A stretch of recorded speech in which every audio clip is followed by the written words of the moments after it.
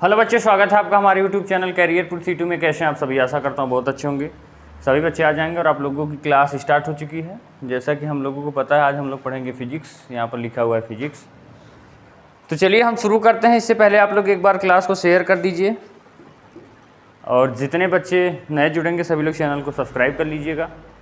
जिससे क्या होगा कि डेली जो वीडियो अपलोड होती है, जो डेली क्लास चलती है, उससे पहले आपको नोटिफिकेशन मिल जाएगा कि क्लास स्टार्ट हो चुकी है, जिससे आप तुरंत क्लास को अटेंड कर पाएंगे। ठीक है, तो चलिए एक बार जल्दी से आप लोग शेयर कर दीजिए, फिर हम लोग क्लास को स्टार्ट करेंगे। ठीक है, चलिए आज हम लोग क्या पढ़ेंगे भैया? फिजिक्स। क्या पढ़ेंगे? फिजिक्स। शुरू करें? चलिए थोड़ा सा रिवाइज कर लेते हैं पिछली चीज़ों को, जो पिछली चीज़ें पढ़ चुके हैं। तो सबसे पहले बात तो यहाँ पर याद रखना है कि फिजिक्स को हिंदी में क्या कहते हैं भैया? भौतिक विज्ञान कहते हैं। क्या कहते हैं फिजिक्स को? भौतिक विज्ञान। हर बात समझने का प्रयास करिएगा। फिजिक्स को हिंदी में कहते हैं भैया भौतिक विज्ञान, और भौतिक विज्ञान की परिभाषा हम आप लोगों को बता चुके हैं। लेकिन आज जो भौतिक विज्ञान में ध्यान रखिएगा, जो मेरा पहला चैप्टर है, उस पहले चैप्टर का नाम है भैया प्रकाश। क्या नाम है? प्रकाश का परावर्तन तथा अपवर्तन। प्रकाश का परावर्तन तथा अपवर्तन हमारे चैप्टर का नाम है, और इसी में हमको अच्छे तरीके से सारी बातें समझनी है। कोई दिक्कत नहीं। तो सबसे पहली जो हमारी हेडिंग थी, इसमें हमारी पहली हेडिंग थी प्रकाश। क्या हेडिंग थी? प्रकाश। प्रकाश को इंग्लिश में कहते हैं भैया लाइट। इस प्रकाश के बारे में हमको जानना जरूरी है। समझ रहे हैं?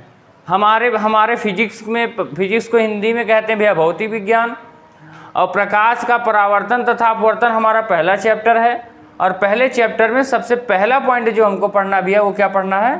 प्रकाश। प्रकाश किसे कहते हैं? तो आप इसकी परिभाषा लिखेंगे। लिखिए, प्रकाश एक प्रकार की क्या है भैया? ऊर्जा है।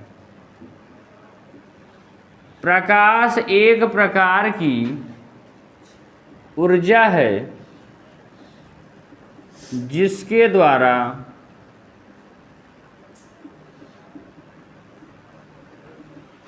हमें कोई वस्तु दिखाई देती है।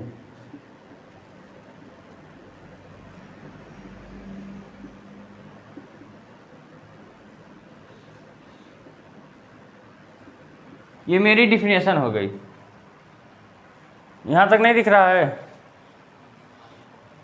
यहाँ मतलब देती है, नहीं दिख रहा है? चलिए ठीक है, ठीक। प्रकाश एक प्रकार की ऊर्जा है जिसके द्वारा हमें कोई वस्तु दिखाई देती है।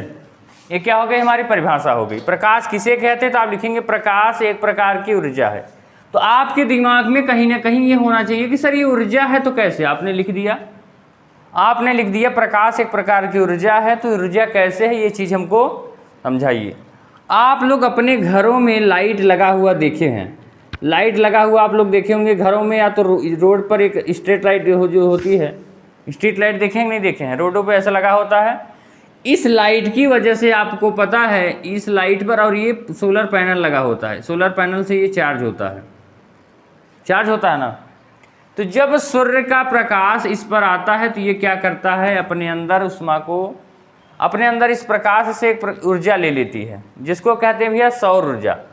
सौर ऊर्जा को अपने अंदर ले लेती है, उसके बाद धीरे धीरे क्या करती है? इसको ट्रांसफ़र करती है, और ये हमारा लाइट रात में जलता है। तो आप कहीं ना कहीं समझ पा रहे होंगे कि जो हमारा प्रकाश आ रहा था, वो इस जो पैनल लगा हुआ, इस पैनल पर क्या हो रहा था? अपनी ऊर्जा दे रहा था। अब क्योंकि बिना ऊर्जा के कोई काम नहीं हो सकता, तो लाइट जब जल रही है भैया, लाइट जब जल रही है तो आपको पता कोई काम ही हो रहा है, और बिना ऊर्जा के कोई काम नहीं हो सकता। तो कहीं ना कहीं सर इसमें से हमको ऊर्जा मिल रही है। तो एक प्रकाश क्या हो गई? एक प्रकार की ऊर्जा। इतनी बातें सभी बच्चे समझ पाए होंगे। अब ध्यान रखिएगा, आगे लिखा जिसके द्वारा हमें कोई वस्तु दिखाई देती, इसमें तो कोई दिक्कत होगा नहीं, तो इसको लिख लीजिए। अब ध्यान रखिएगा, अगली जो हेडिंग हो जाती है, हमको पढ़ना होता है प्रकाश के गुण। क्या पढ़ना होता है भैया? प्रकाश के गुण। हमने कहा था सारे पॉइंट्स लिखवाएंगे, परेशान मत होइएगा। प्रकाश के गुण में इंग्लिश लिखिएगा प्रॉपर्टीज ऑफ लाइट।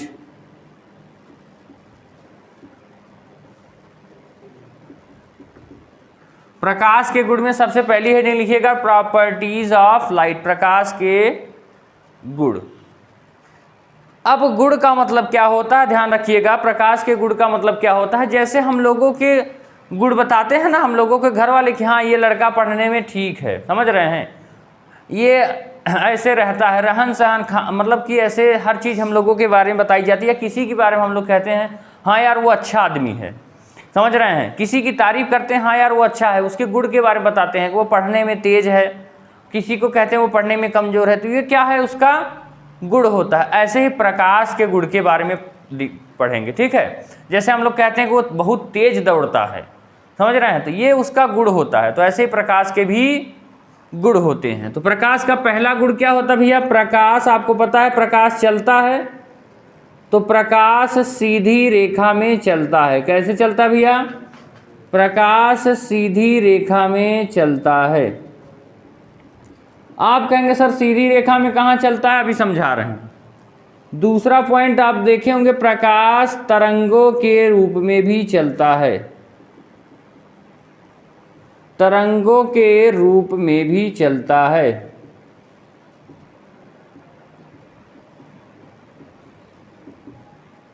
तीसरा पॉइंट लिखिएगा, प्रकाश द्वैतीय प्रकृति क्या होता है, दोहरी प्रकृति लिखिएगा, द्वैतिक दोहरी प्रकृति का होता है।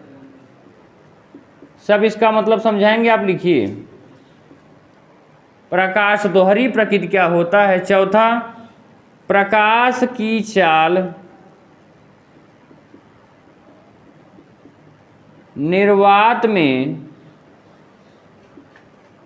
3×10⁸ मीटर प्रति सेकेंड होती है। दिख रहा है इधर, चलिए लिखिए भैया, लिखिए जल्दी। प्रकाश की चाल निर्वात में कितनी होती है, 3×10⁸।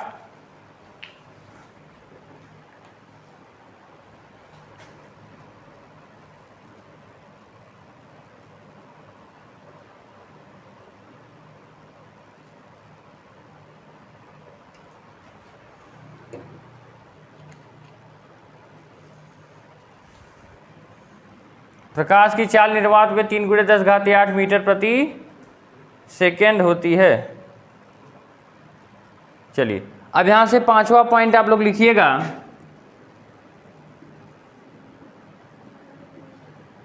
प्रकाश का तरंग दैर्ध्य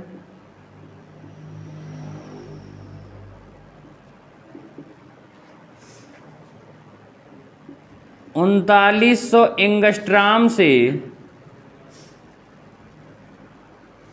7800 एंगस्ट्राम तक होता है। 5 नंबर, 5 हो गया ना, 5 लिख लीजिए, इंपॉर्टेंट है। वैसे आप ये भी एक चीज़ लिख सकते हैं, 6वां पॉइंट लिख लीजिएगा, कांच में प्रकाश की चाल, नीचे ना दिखे तो बता दीजिएगा,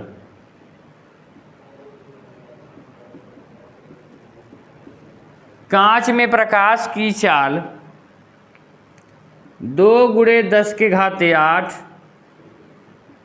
मीटर प्रति सेकेंड होती है। ठीक है। 7वां पॉइंट लिख लीजिएगा, जल में प्रकाश की चाल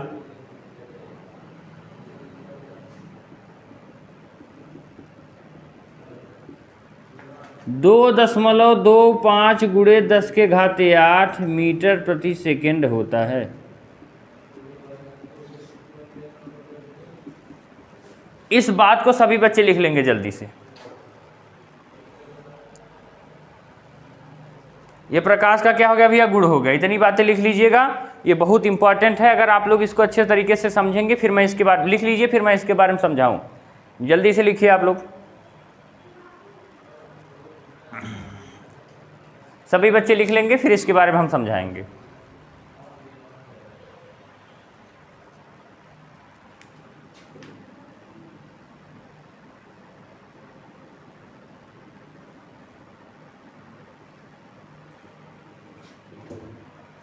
हो गया।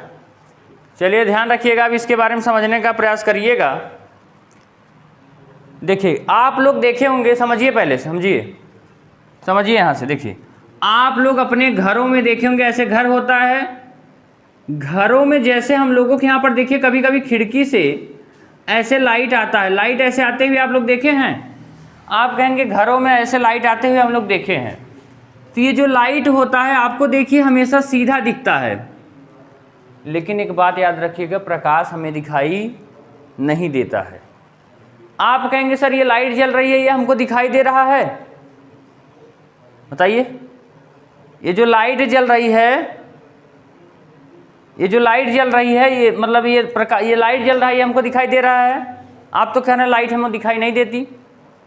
तो ध्यान रखिएगा, प्रकाश हमें दिखाई नहीं देता है, लेकिन इसके द्वारा हमें वस्तु दिखाई देती है। प्रकाश हमें दिखाई नहीं देता है, इसके द्वारा हमें वस्तु दिखाई देती है। कैसे?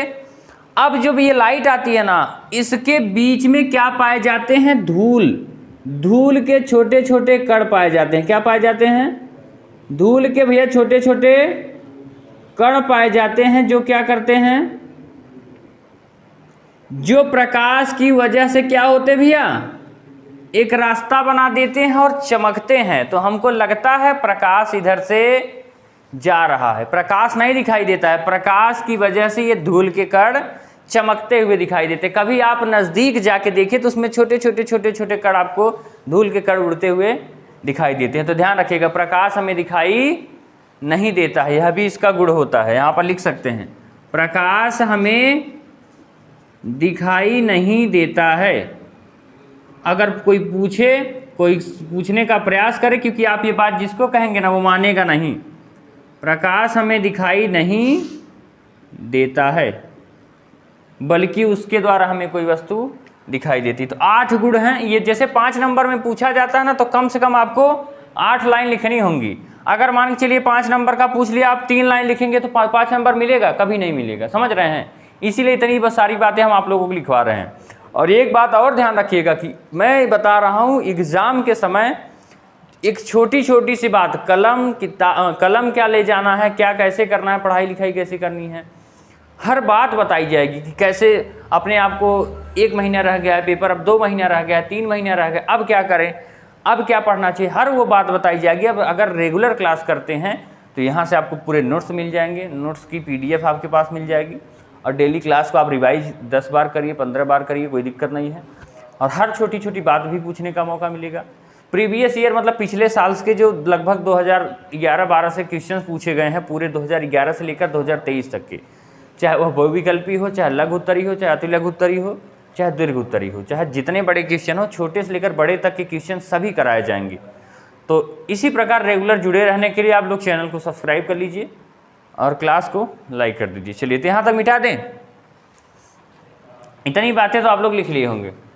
प्रकाश के गुण हो गए। अब ध्यान रखिएगा, प्रकाश के गुण के बाद हमको एक बात और समझनी है भैया। प्रकाश के गुण तो आपने लिखवा दिए, लेकिन प्रकाश हमें कहाँ से मिलता है? प्रकाश का स्रोत कहते हैं ना, जैसे जहाँ से पानी मिलता है तो हम लोग कहते हैं भैया पानी का स्रोत यही है। समझ रहे हैं? इसी प्रकार प्रकाश जहाँ से मिलता है उसे कहते हैं भैया प्रकाश का स्रोत। हेडिंग डाल लीजिए आप लोग, प्रकाश का स्रोत। प्रकाश का स्रोत का मतलब होता है प्रकाश हमें कहाँ से मिलता है। एक काम करिए, आप समझिए, केवल लिखिए मत, ठीक है? लिखो मत, समझो अच्छे से, एकदम दिमाग यहाँ लगाओ। प्रकाश का स्रोत का मतलब होता है प्रकाश हमें कहाँ से मिलता है।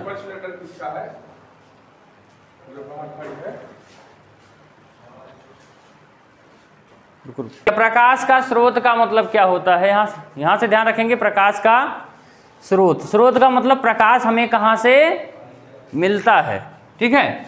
तो स्रोत का मतलब प्रकाश हमें कहाँ से मिलता है। सबसे पहला पॉइंट आपको ध्यान रखिएगा, प्रकाश के स्रोत क्या हो सकते हैं? 2 हो सकते हैं। कितने स्रोत हो सकते हैं? 2। एक तो हो सकता है भैया मानव निर्मित स्रोत। क्या हो सकता है? मानव निर्मित स्रोत। और एक हो सकता है भैया प्राकृतिक स्रोत, जिसको हम लोग कहते हैं भैया भगवान ने बनाया हो। आप ये बताइए सर, प्रकाश के स्रोत में आपने दो भागों में बांटा, एक तो मानव निर्मित स्रोत और एक प्राकृतिक स्रोत। तो क्या इन दोनों के अलावा भी कोई स्रोत हो सकता है? आप कहेंगे नहीं। क्यों? क्योंकि आपको पता है दुनिया में कोई भी चीज़ हो या तो उसको भगवान ने बनाया होगा या तो आदमियों ने। कुछ भी ऐसा सोचिए जिसको ना मानव ने बनाया हो ना भगवान ने। कोई ऐसी वस्तु सोचकर आप लोग कमेंट्स करिए, आप लोग बताइए कोई ऐसी वस्तु जिसको ना तो भगवान ने बनाया हो ना आदमी ने बनाया हो। कोई ऐसी वस्तु है इस दुनिया में? सोचिए, है कोई वस्तु? एक बार सोच के दिमाग से। तो आप कहेंगे सर ये ऐसी कोई वस्तु नहीं है जिसको, चाहे आप मार्कर ले लीजिए, मार्कर किसने बनाया है? आदमी ने बनाया है। ये बल्ब जो जल रहा है, बल्ब कौन बनाया है? आदमियों ने बनाया है। सूर्य को किसने बनाया है? भगवान ने बनाया है, प्रकृति ने बनाया है, प्रकृति ने बनाया है। तो कहीं ना कहीं मानव निर्मित स्रोत क्या कहलाते हैं? वे स्रोत जिसका निर्माण मानव के द्वारा हुआ हो, जिसका निर्माण मानव के द्वारा हुआ हो या मानव के द्वारा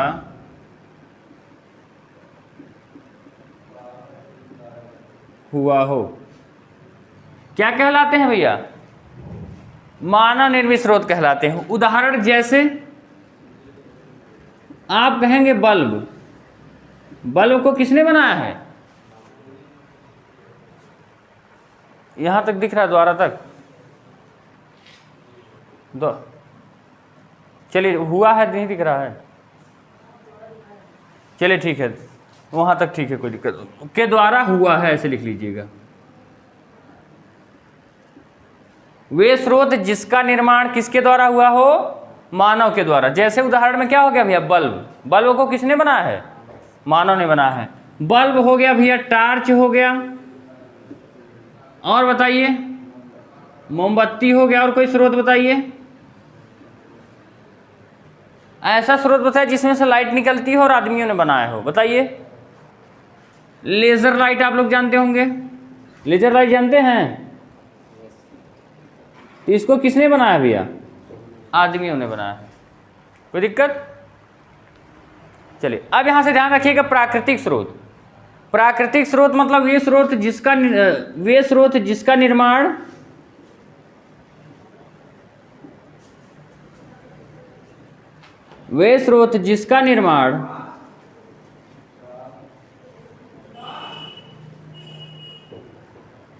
प्रकृति द्वारा हुआ है। किसके द्वारा हुआ भैया? प्रकृति के द्वारा। अब उदाहरण में सोचिए, क्या आप कहेंगे सर सूर्य, तो क्या सूर्य को हम लोग बनाए हैं? नहीं। सूर्य हो गया, चंद्रमा से भी हमको प्रकाश मिलता है। चंद्रमा को किसने बनाया है? प्रकृति ने बनाया है। सूर्य हो गया, चंद्रमा हो गया, तारे हो गए, तारे से भी प्रकाश मिलता है, इस किसने बनाया है?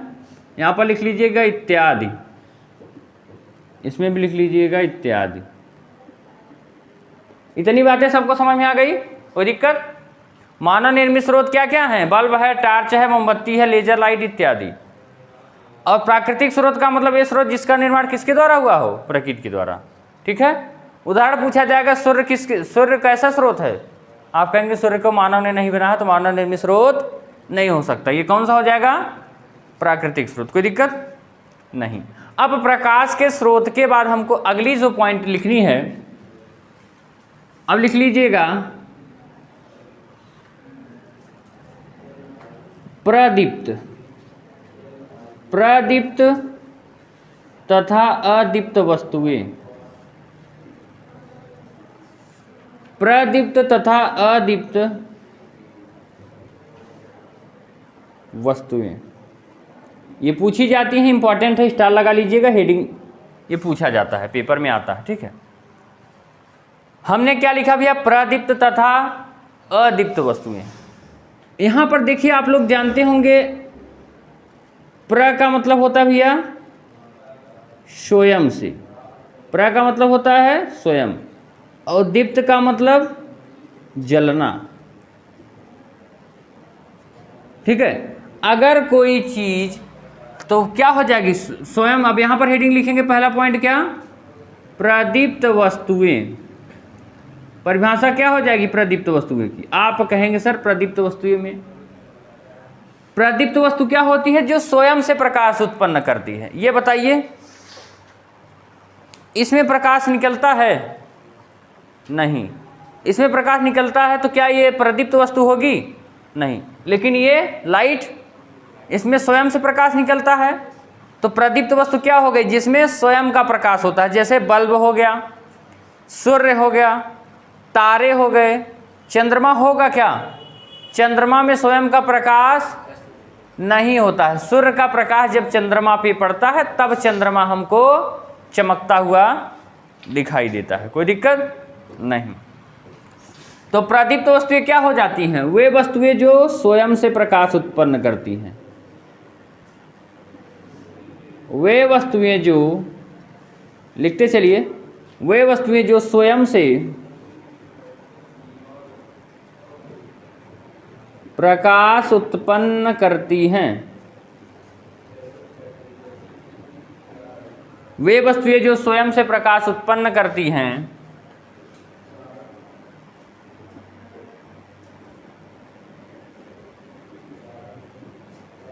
प्रदीप्त वस्तुएं कहलाती हैं। वे वस्तुएं जो स्वयं से प्रकाश उत्पन्न करती हैं क्या कहलाती भैया? प्रदीप्त वस्तुएं। उदाहरण क्या है? आप कहेंगे सर बल्ब, बल्ब में स्वयं से प्रकाश होता है। सूर्य हो गया, सूर्य का स्वयं का प्रकाश होता है। तारों में स्वयं का प्रकाश होता है, लेकिन चंद्रमा में तारों स्वयं का प्रकाश नहीं होता है। टॉर्च हो गया, ETC इत्यादि। ठीक है। अब यहाँ पर दूसरा हेडिंग लिखिएगा, अदीप्त।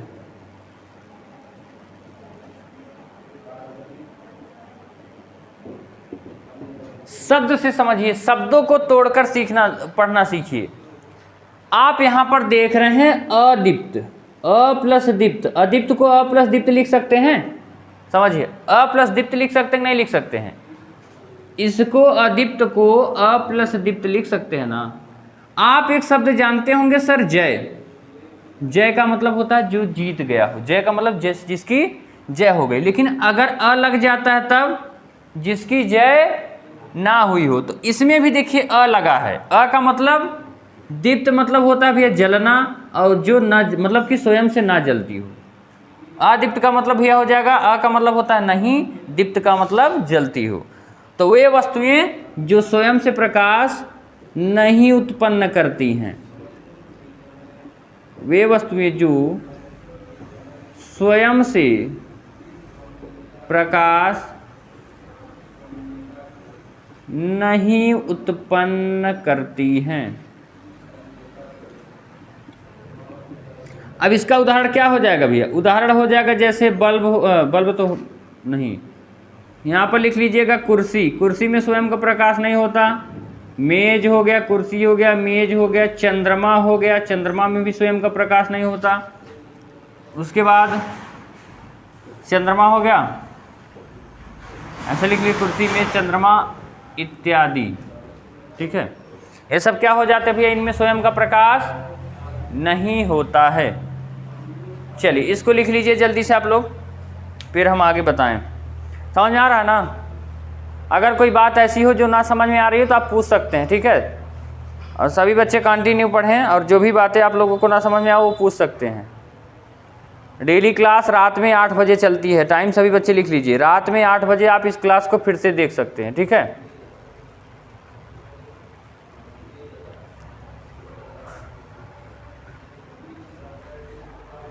रिवीजन करते चलिए, हर बात छोटी छोटी अच्छे तरीके से समझ में आएगी।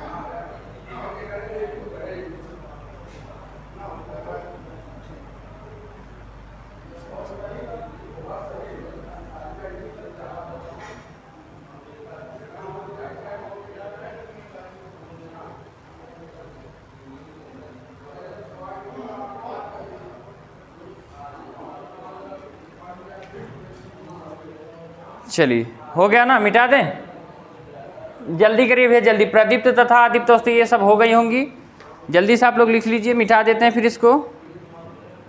प्रकाश के स्रोत, प्रकाश का परावर्तन तथा अपवर्तन, ये तो आप लोग समझ ही रहे हैं।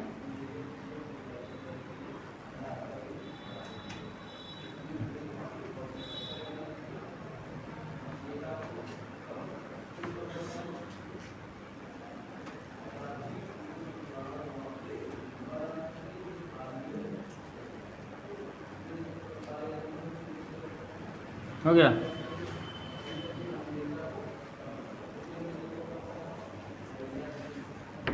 चलिए अब यहां से ध्यान रखिएगा, प्रदीप्त वस्तु और अदीप्त वस्तुओं के बाद हमको क्या पढ़ना, अगली हेडिंग।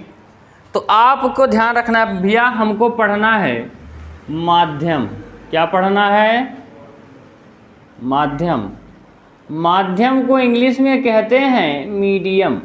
ये शब्द ध्यान रखिएगा, ये शब्द बच्चों को नहीं समझ में आता, माध्यम समझ में नहीं आता। जैसे आपको पता है, हम लोग कहते हैं ना,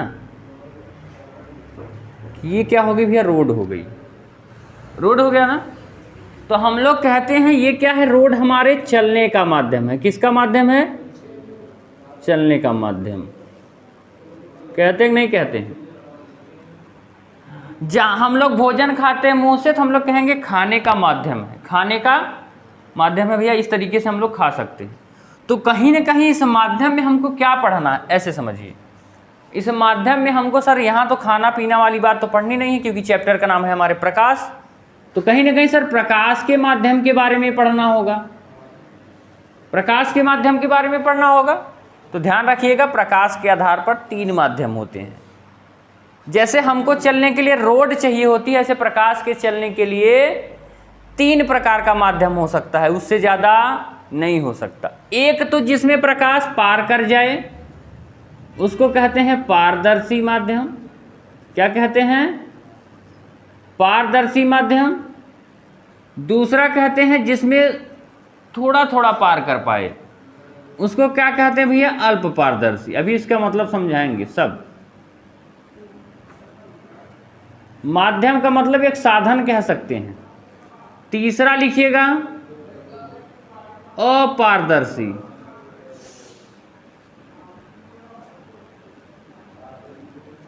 माध्यम कितने हो सकते हैं भैया? 3, पारदर्शी, अल्प पारदर्शी और अपारदर्शी। आप इन तीनों के अलावा एक सोचकर ऐसा बताइए कि जो न पारदर्शी हो, न अल्प पारदर्शी हो, न अपारदर्शी हो।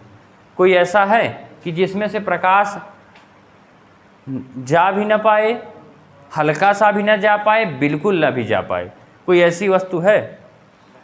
आप कहेंगे सर कोई वस्तु ऐसी दुनिया में नहीं है। तो पारदर्शी के माध्यम कितने हो सकते हैं? 3 हो सकते हैं। तो पहला पारदर्शी माध्यम।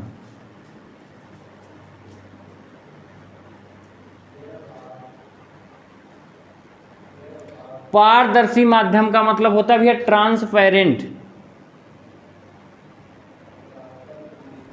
ट्रांसपेरेंट और माध्यम का इंग्लिश होता है मीडियम। लिख लीजिएगा, इंग्लिश भी ध्यान रखा करिए आप लोग। ट्रांसपेरेंट मीडियम, इसके बारे में लिखने का प्रयास करेंगे। लिखिएगा वह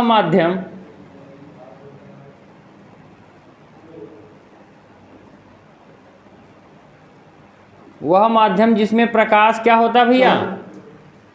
जिसमें प्रकाश आर पार चला जाता है।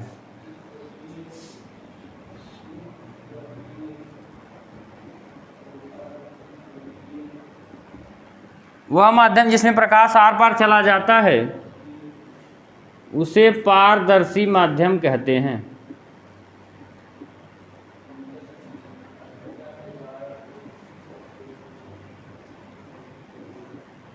वह माध्यम जिसमें प्रकाश आर पार चला जाता है उसको क्या कहते हैं भैया? पारदर्शी माध्यम।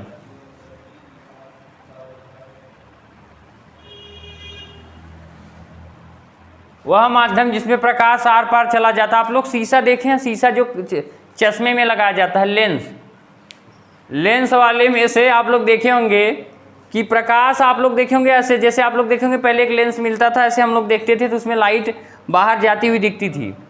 समझ रहे हैं? तो आप देखे होंगे कि प्रकाश उसमें आर पार चली जाती है। तो उदाहरण क्या हो जाएगा भैया? उदाहरण लिख लीजिएगा लेंस। लेंस में क्या होता है? प्रकाश आर पार चला जाता है। लेकिन ये बताइए, जो हम लोगों के घरों में शीशा होता है जिसको हम लोग कहते हैं दर्पण, क्या दर्पण में प्रकाश आर पार चली जाती है?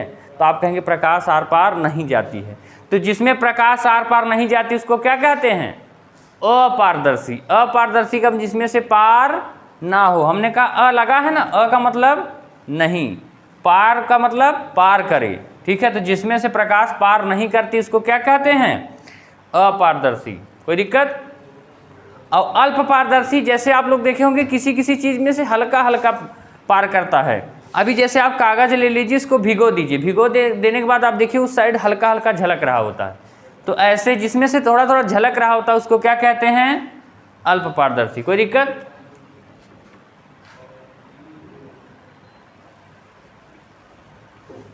चलिए, वह माध्यम जिसमें प्रकाश आर पार चला जाता है उसे पारदर्शी माध्यम कहते हैं। जैसे लेंस हो गया। अब उसके बाद हवा भी होता है, हवा में तभी तो हमको प्रकाश दिखाई दे रहा, और इत्यादि लिख लीजिएगा। अब यहां से दूसरा पॉइंट लिख लीजिएगा, पारदर्शी के बाद अपारदर्शी माध्यम, सॉरी अल्प पारदर्शी है ना, लिखिएगा अल्प पारदर्शी।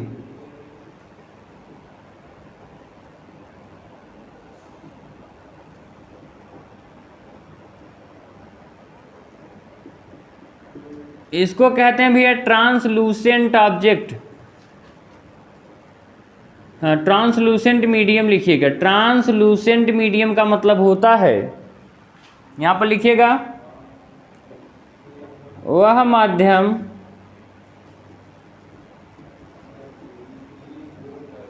जिसमें प्रकाश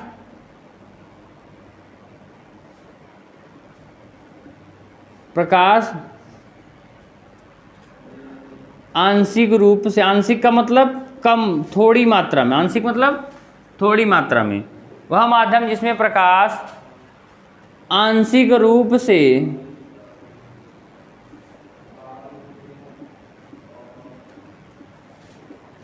आर पार हो पाता है,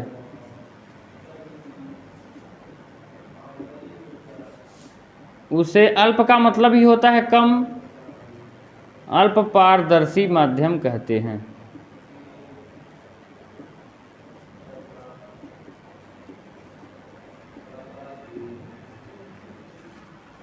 उसे क्या कहते हैं? लिखने दीजिए, अल्प पारदर्शी माध्यम। उदाहरण, भीगा कागज। भीगा कागज को वेट पेपर कहते हैं, भीगा कागज। ठीक है, ये किसका एग्जाम्पल हो गया भैया? अल्प पारदर्शी का। तीसरा पॉइंट लिखिएगा, अपारदर्शी माध्यम। अपारदर्शी माध्यम, इसको इंग्लिश में क्या कहते हैं भैया? Opaque object. ओपेक मीडियम लिखिएगा, ऑब्जेक्ट मत लिखिएगा। क्या हो जाएगा? अपारदर्शी माध्यम। लिखिएगा, इसकी परिभाषा लिखिएगा। यहां तक दिख रहा है? नीचे नीचे दिख रहा है?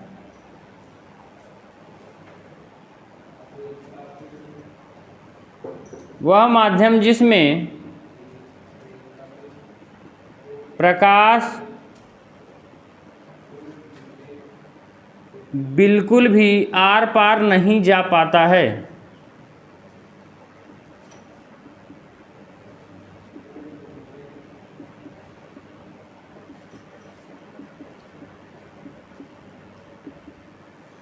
बिल्कुल भी आर पार नहीं जा पाता है, उसे क्या कहते हैं? उसे अपारदर्शी माध्यम कहते हैं।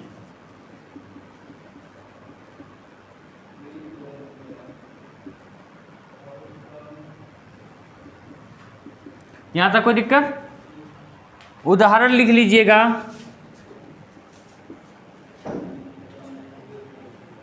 उदाहरण लिख लीजिएगा, दीवाल। दीवाल से प्रकाश आर पार जा सकता है? नहीं। अब मान के चलिए लकड़ी, लकड़ी से प्रकाश आर पार जा सकता है? नहीं। कपड़ा से आर पार जा सकता है? नहीं, इत्यादि लिख लीजिएगा। कोई दिक्कत यहाँ तक किसी बच्चे को? कोई प्रॉब्लम नहीं है ना? अच्छे से लिखिए। एक भी बात ऐसी नहीं होगी जो ना समझ में आ रही हो। जहाँ पर नहीं समझ में आएगा पूछ लीजिएगा, ठीक है? समझ में आ रहा है ना? चलिए इसको लिख लीजिएगा। जितने बच्चे अगर अच्छे से लिख लेंगे ना, पूरी नोट्स बना लीजिएगा। नोट्स बनाने के बाद आप लोग इसको याद भी करिएगा, याद कर लीजिएगा ना, तो आपका चाहे स्कूल का टेस्ट हो, चाहे उत्तर प्रदेश में होने वाले किसी भी परीक्षा जो जिसमें साइंस पूछी जाती हो, समझ रहे हैं? जैसे आप मान के चलिए आपके स्कूल का टेस्ट हो गया और आपके छमाही या तिमाही का पेपर हो गया, तो उस पेपर में एक भी क्वेश्चन हमारे नोट्स से बाहर नहीं होगा। जितनी बातें मैं लिखवा रहा हूँ उतनी बातों में से एक भी प्रश्न आप नहीं कह सकते सर आप ये बात नहीं पढ़ाए हैं, ठीक है? तो चलिए इसको लिख लीजिएगा।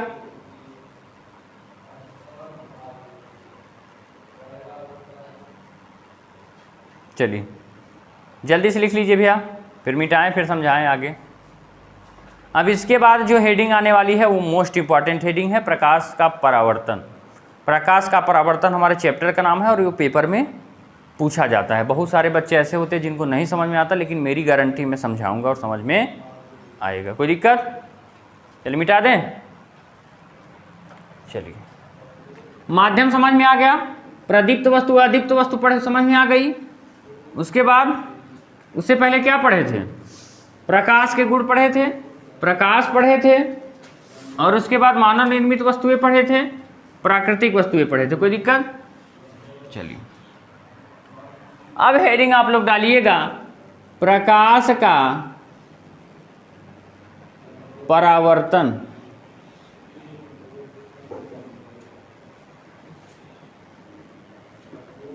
प्रकाश का परावर्तन, इसको लिखिएगा। प्रकाश का परावर्तन, कोई दिक्कत?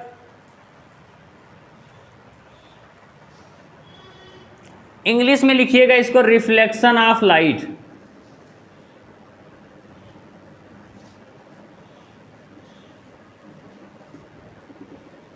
अब प्रकाश के परावर्तन को हम लोग अच्छे से समझने का प्रयास करेंगे। प्रकाश का परावर्तन, अब यहां से ध्यान रखिए कि परावर्तन का मतलब क्या होता है। परावर्तन का मतलब होता है भैया टकराकर वापस आना। टकराकर, जैसे हम लोग चल रहे हैं अब चलते चलते आगे दीवार पड़े और दीवार में भिड़ जाएं। भिड़ने के बाद क्या होते हैं, हम लोग पीछे की ओर आते हैं ना, तो यही क्या कहलाता है? यही कहलाता है भैया परावर्तन। ये क्या कहलाता है? लेकिन यहाँ पर हमको परावर्तन नहीं पढ़ना है, हमको पढ़ना भी है प्रकाश का परावर्तन। मतलब जैसे हम लोग भिड़ के वापस आते हैं दीवार से, तो ऐसे प्रकाश जब किसी भी चीज़ से भिड़ता है तब वो कैसे वापस आता है, वही चीज़ हमको इसमें। आप सोचिए कि जब हम लोग प्रकाश का परावर्तन क्या होता है। आप लोग कभी जब हम लोग छोटे थे तो आप लोग जानते होंगे कि हम लोग क्या करते थे, आज भी कभी कभी हम लोग गलतियाँ करते हैं। जो शीशा होता है, घर में शीशा होता है जिसमें हम लोग अपनी चेहरे को, सुंदर चेहरे को देखते हैं, तो उस क्या करते हैं, उस जो लाइट आती है सूर्य से, जो लाइट आती है उससे क्या करते हैं, उस पर लाइट लाके चमकाते हैं ना। चमकाते हैं नहीं? आप देखिए प्रकाश आती है, उस पर जाती है, उस पर टकरा कर दूसरे दिशा में जाती है जिसके ऊपर हम लोग चमकाना चाहते हैं। तो वो किसका उदाहरण है? प्रकाश का परावर्तन। वो क्या कहेंगे, ये क्या है?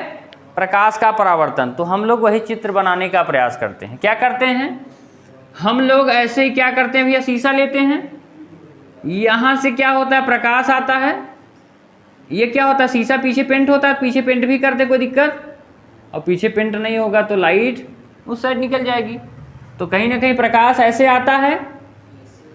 अब उसके बाद ये क्या होता है भैया, इस तरीके से वापस चला जाता है जिसके फेस पर हम लोग चमकाने का प्रयास करते हैं।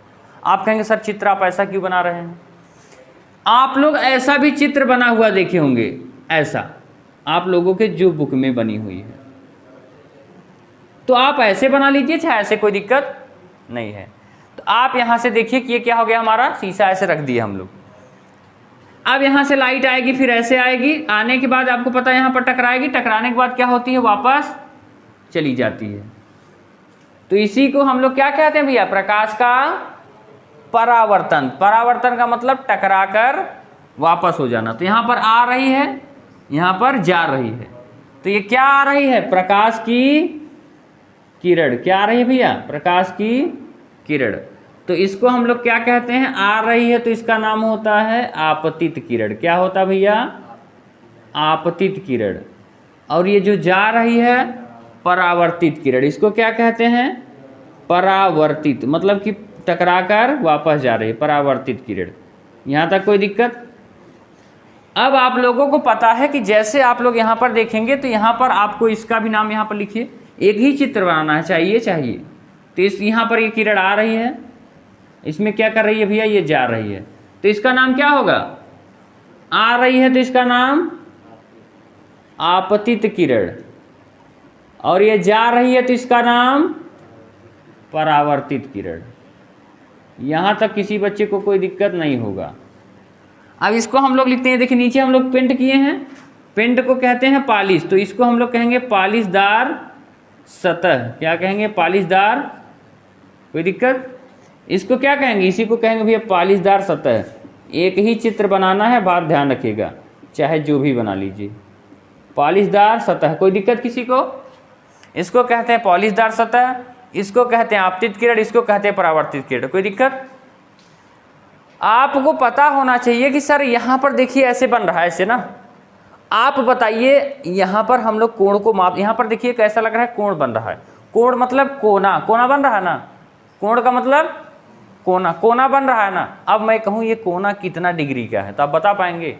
नहीं बता पाएंगे। तब तक नहीं बता पाएंगे, हमको एक इसमें लाइन खींचनी पड़ेगी। लाइन खींचनी पड़ेगी जिसको हम लोग नाम देते हैं नॉर्मल। क्या नाम देते हैं?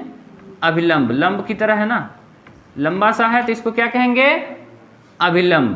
तो जब हम लोग अभिलंब खींचेंगे तब हम लोग कोण को मापने में आसानी होगी। क्या होगी? कोण को मापने में आसानी होगी। जैसे मैं ऐसे हाथ उठाऊं और मैं कहूं यहाँ पर बताओ कितना डिग्री कोण बन रहा है, बता पाओगे आप? नहीं बता पाओ। क्यों? क्योंकि एक आधार चाहिए, बिना आधार के आप कोण नहीं बता सकते। अगर मैं ऐसे मारकर करूं, मैं कहूं कोण बताओ, बता पाओगे? नहीं। लेकिन अगर ऐसे बता दूं, ऐसे बना दूं, तब आप कोण बना पाओगे। तो एक आधार चाहिए होता है, इसीलिए हम लोग अभिलंब खींचते हैं। कोई दिक्कत? समझ आ गया?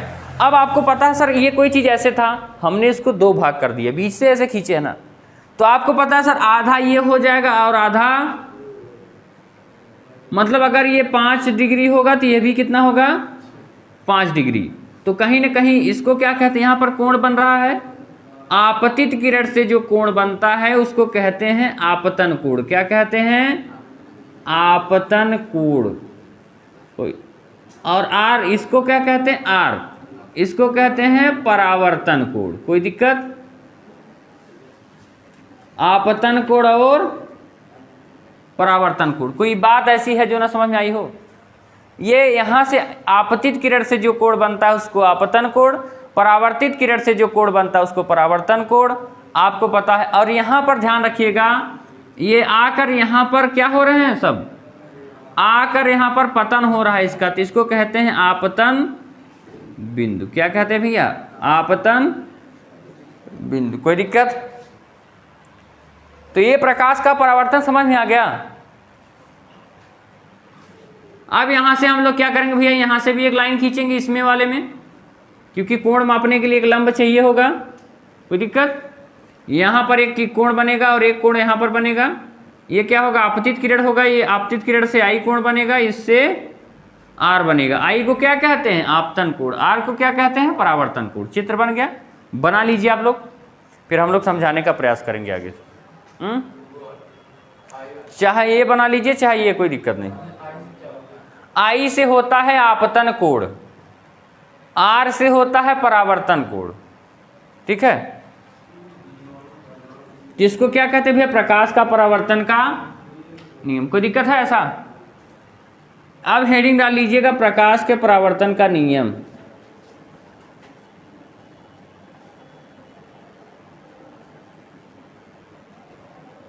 जल्दी से बना लीजिए, फिर हम प्रकाश के परावर्तन का नियम पढ़ाएं आप लोगों को।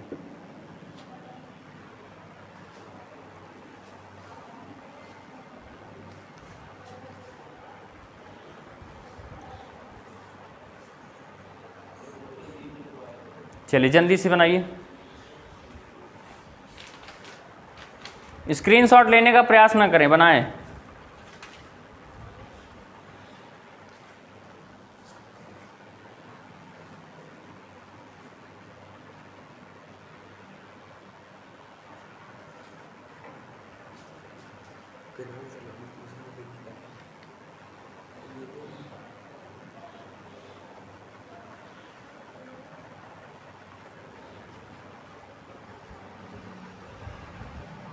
हो गया। ध्यान रखिएगा, जल्दी करिए वरना देख रहे हैं डंडा आप लोग ना, ये पुलिस वाला डंडा ऐसा लग रहा है, पुलिस वाला डंडा है, देख रहे हैं ना।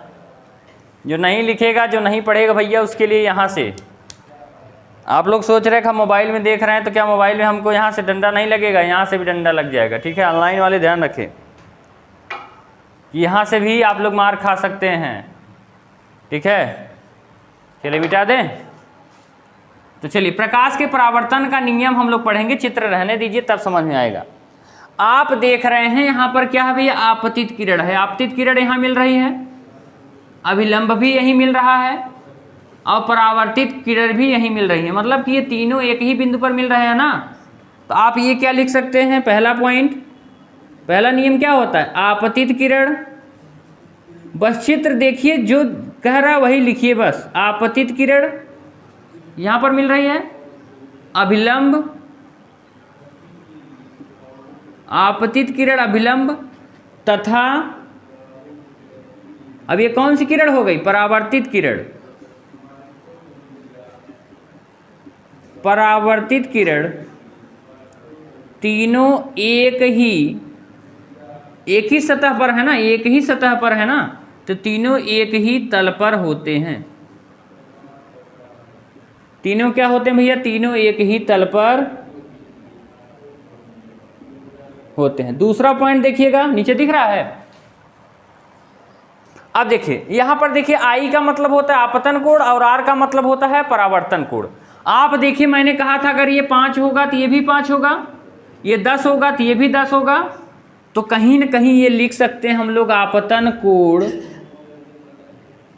आपतन कोण सदैव कितने के बराबर होता है, आपतन कोण सदैव परावर्तन कोण के बराबर होता है, लिख सकते हैं ना। आपतन कोण सदैव परावर्तन कोण के बराबर होता है।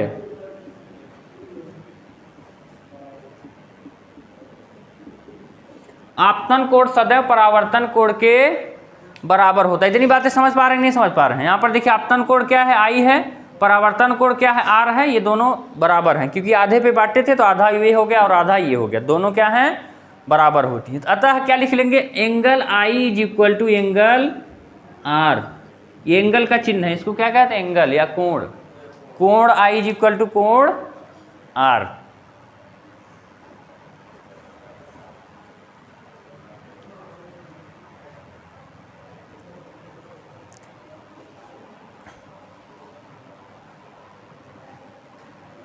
समझ में आ रहा है ना, कोई दिक्कत?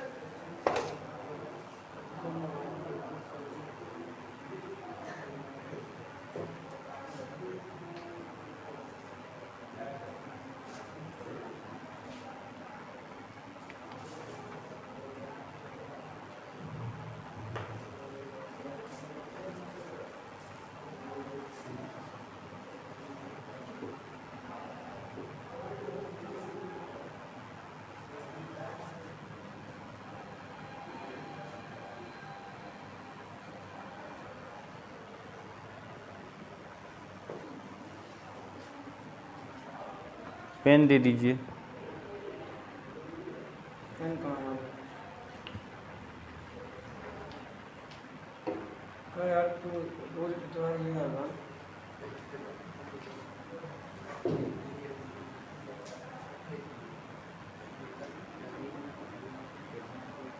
चलिए मिटाएं, समझ में आ गया ना।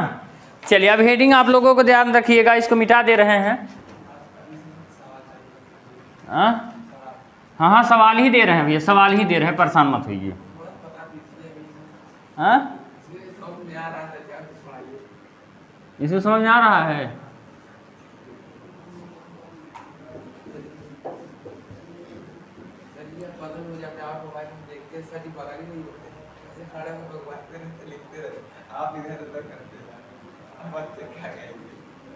चलिए ध्यान रखिएगा, यहाँ पर लिखिए,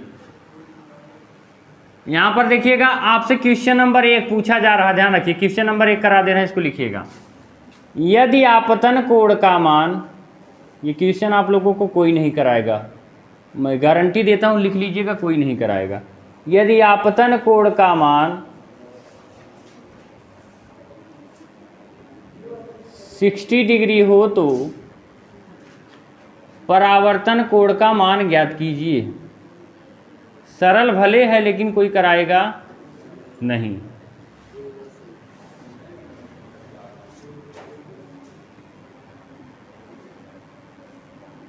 चलिए कर लीजिए क्वेश्चन नंबर 1। क्वेश्चन नंबर 2 लिखिए। यदि परावर्तन कोण का मान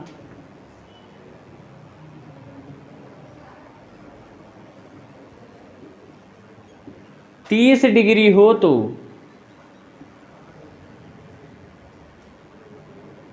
यदि परावर्तन कोण का मान 30 डिग्री हो तो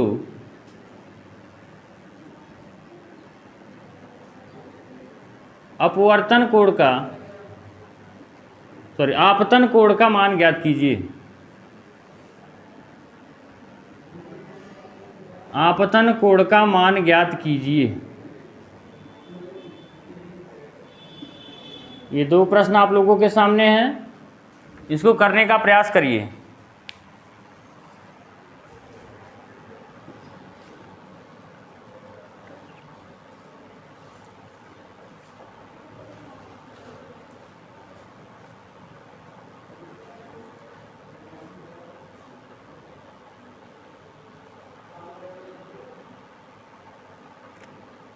करिए क्वेश्चन।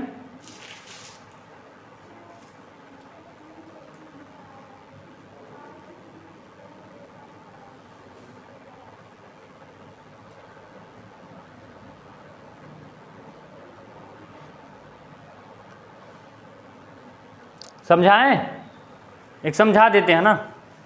ध्यान रखिएगा, कह रहा है यदि आपतन कोण, यदि आपतन कोण, आपतन कोण का मान, आपतन कोण को किससे रिप्रेजेंट करते हैं? आप कहेंगे सर आपतन कोण का मतलब होता है आई। आई का मान दिया है भैया 60 डिग्री, और आपसे पूछ रहा परावर्तन कोण। आपतन कोण का मान कितना दिया है? 60 डिग्री। परावर्तन कोण को क्या कहते हैं? आर कहते हैं। आर का मान हमसे पूछ रहा है। अब अभी हम सूत्र बताए हैं, कोण आई इज इक्वल टू कोण आर। ये फार्मूला बताएं कि नहीं बताएं? तो angle I is equal to क्या हो जाएगा? एंगल आई का मान कितना दिया? आई का मान दिया 60 degree is equal to angle R. तो उत्तर कितना आ गया? एंगल आर का ही तो मान पूछा था। एंगल आर का मान कितना आ गया? 60 डिग्री। कोई दिक्कत? अब सेम यही ऐसे हो जाएगा। परावर्तन कोण मतलब आर, आर की वैल्यू, कोण आर की वैल्यू कितनी दी है? 30 डिग्री। पूछा किसका मान है? आपतन कोण। आपतन कोण मतलब आई, आई का मान पूछा है। आपको पता है sir angle I is equal to angle R, तो एंगल आई बराबर क्या हो जाएगा? आर का मान कितना दिया है? 30 डिग्री। कोई दिक्कत? कोई दिक्कत है?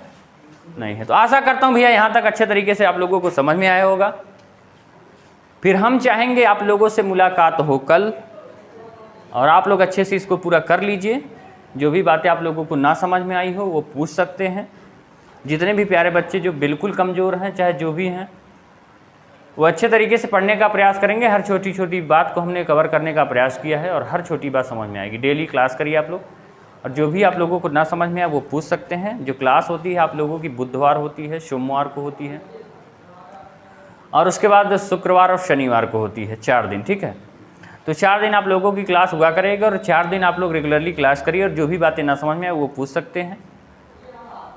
और जितने भी बच्चे नए जुड़ेंगे सब चैनल को सब्सक्राइब कर लीजिए, क्लास को लाइक कर दीजिएगा। और जितने भी भाई बहन अगर आपके क्लास 11th में भी हैं, तो क्लास 11th के बच्चे की भी क्लास चल रही है, तो आप लोग उसमें क्लास 11th में जो भी भाई बहन हो उनको कह सकते हैं, वो लोग ऑनलाइन क्लास रात में 9 बजे कर सकते हैं। उनकी क्लास होती है मंगलवार को, और उसके बाद बृहस्पतिवार को, मतलब जिस दिन आप लोगों का नहीं होता है उस दिन उन लोगों की क्लास होती है, ठीक है।